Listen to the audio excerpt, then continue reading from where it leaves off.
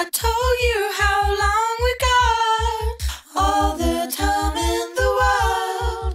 I've got a thing for you, you've got a thing for me. This is Joseph. Hi. I don't know. I think to be a part of like music in Britain is something that's like, I guess it's the only place we could be a part of the music scene. But this is Oscar. You know, it was English, so they were the people I was trying to emulate. This is Gabriel. I think the British music scene, or whatever it is through the ages, is quite unique because we're lucky in that we speak the dominant language.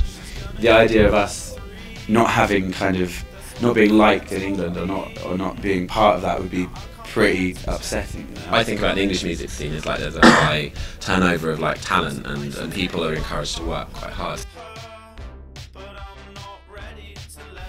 I don't know. I miss cassettes. I think that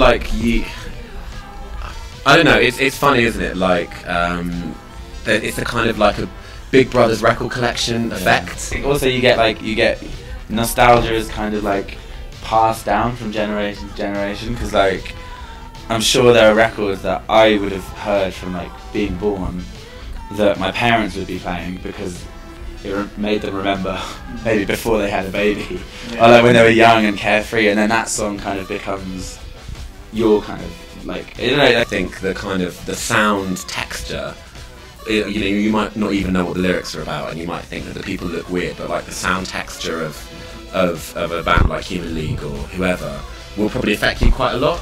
You have nostalgia for your maybe your teenagers, say those kind of bands, like Britpop, I guess, is what kind of makes you feel oh, this is when I was into music. Or grunge. Grunge for me, Nirvana. You really want to be a part of music, and you want to be part of that world, and then everything, you learn about everything, so you know what happens. You know that there are guys setting up the stage, and there's a lighting man, and all this. All the magic falls away. Yeah. And you see, it's like when you're at it's like if you're at a nice hotel and we got to eat in the staff canteen, so you basically go from front of house through a door, and then suddenly it's all exposed pipework, boxes everywhere, dirty uniforms, and so that's what it's like. I always say, when Joe asked me to play keyboards in Metronomy, I was like, we're probably going to play a gig in London. But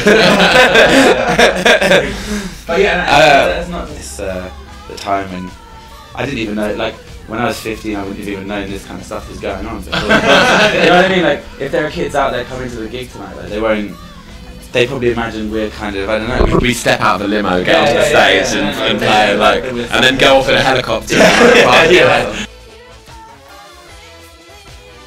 I feel like the Beach Boys, maybe, probably anything by the Beach Boys. The greatest hits. I'd probably listen to the same thing. Probably Caroline No. We share a bed. One headphone each. I'd probably listen to some whale music or something. I'm going to bed, I often like watching David Attenborough. Do you know him? He's makes nature documentaries. But I'm watching ones that he made in the 80s, I think, and the music's just really kind of MIDI synth, but kind of quite orchestral music, and I'll often sort of watch that before bed, but just close my eyes and listen to the music. Hi, Marvin.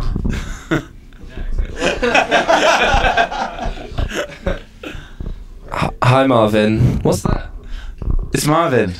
Magazine. We're Metronomy.